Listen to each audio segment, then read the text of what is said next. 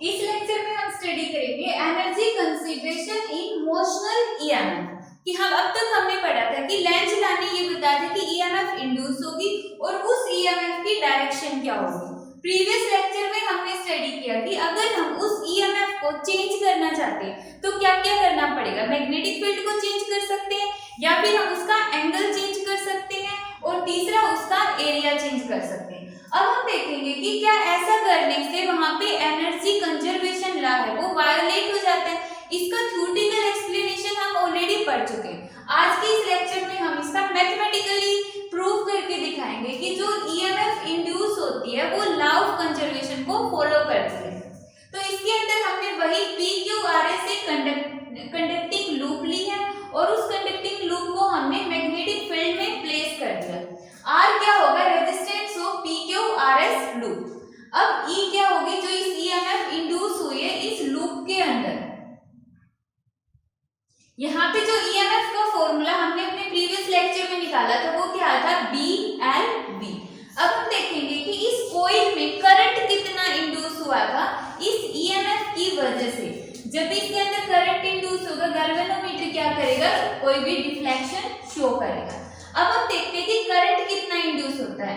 Current का formula क्या होगा, ओह्म्स लॉ के according V = IR, I = V/R।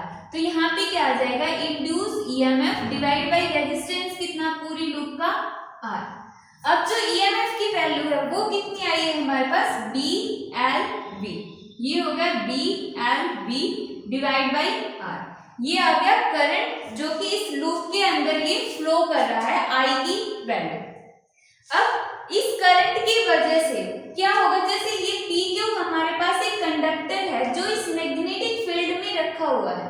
हम थर्ड यूनिट में पढ़ चुके हैं कि जब भी कोई भी कंडक्टर मैग्नेटिक फील्ड में रखा होता है तो उसके ऊपर मैग्नेटिक फील्ड एक फोर्स लगाती है।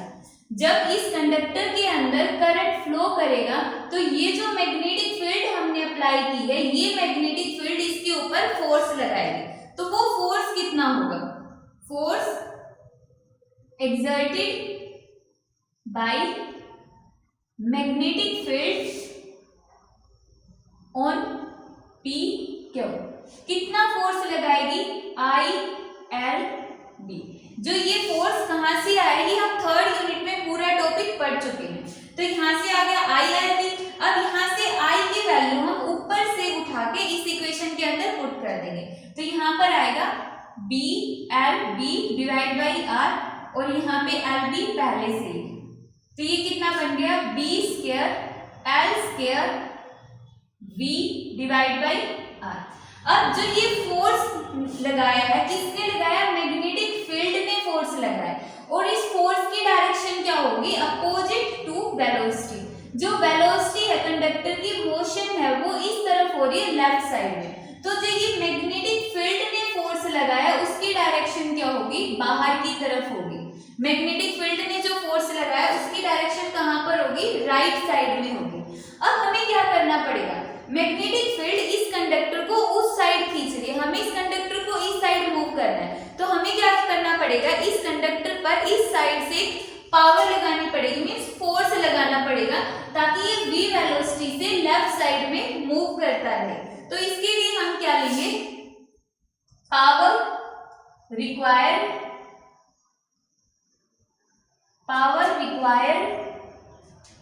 to overcome the force due to magnetic field।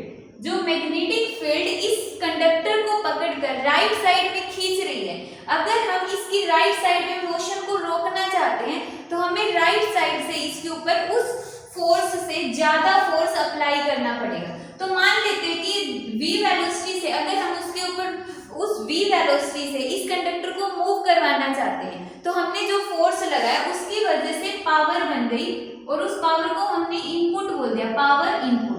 Input क्यों बोला है, क्योंकि हम उसको खुद अप्लाई कर रहे हैं, इनपुट दे रहे हैं। तो input power is equal to, power का फॉर्मूला क्या होता है, फोर्स इनटू वेलोसिटी। तो यहाँ पे फोर्स की वैल्यू कितनी आ गई, B² L² V divide by R।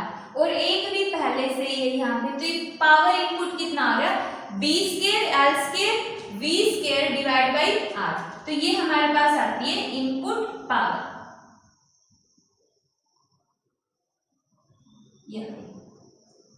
एक बार फिर से देखो कि हमने इनपुट पावर कैसे निकाली है। सिंपली हमने सबसे पहले कॉइल के अंदर करंट निकाल दिया कि इस कॉइल में कितना करंट फ्लो हो रहा है। उसके बाद हमने देखा कि मैग्नेटिक फील्ड ने इसके ऊपर कितना फोर्स लगाया। ये जो कंडक्टर है ये इस साइड मूव कर रहा है, लेकिन मैग्नेटिक फील्ड इसको पकड़कर उस साइड लेकर जा रही है। अगर हम चाहते हैं कंडक्टर इसी साइड मूव करता रहे तो हमें यहाँ से पावर देनी पड़ेगी। इस फोर्स को ओवरकम करने के लिए हमने इसके ऊपर इनपुट पावर दी, फोर्स से अपोजिट डायरेक्शन में। और वो इनपुट पावर कितनी हो गई, b square l square v square by r। अब हम देखते हैं कि इसमें से फिर हमें आउटपुट कितनी मिलेगी पावर की।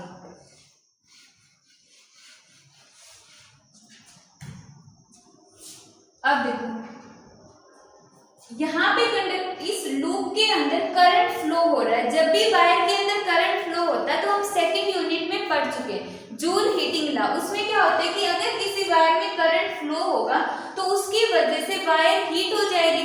अगर वायर हीट हो जाएगी तो उसका कुछ ना कुछ पावर लॉस होगा। तो यहाँ पर हम देखेंगे कि पावर लॉस कितना होगा, पावर लॉस ड्यू टू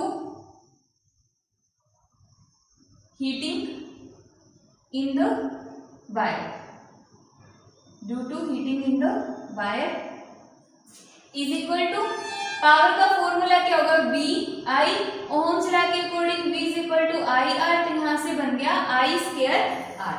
अब I की वैल्यू यहाँ से पुट करेंगे तो पावर को हमने आउटपुट पावर माना है, क्योंकि ये तो हमें आउटपुट में मिलेगी। करंट फ्लो करते ही हीट होगा और ये हीट की वजह से पावर लॉस होगा। लॉस होगा मतलब इन्वायरमेंट में चली गई, तो इसीलिए हमने बोला इसको आउटपुट पावर। तो I की वैल्यू यहाँ से पुट करेंगे हम, क्या आएगा, b l v by r का स्क्वायर इनटू रेजिस्टेंस। इस लूप का रेजिस्टेंस हमने कितना माना है, स्मॉल r। तो यहाँ पे आएगा स्मॉल r, तो बन गया b square l square v square by r square और मल्टीप्लाई बाई r। एक r से एक r कैंसिल, तो आउटपुट पावर का फॉर्मूला बनता है b square l square v square by r। तो यहाँ पे देखो इनपुट में, तो यहाँ पर हमने जो इनपुट में पावर देखी वो कितनी थी, b square l square v square by r। ये पावर हमने खुद अप्लाई की थी इस लूप के ऊपर। हमें आउटपुट में कितनी मिली है, b square l square v square by r।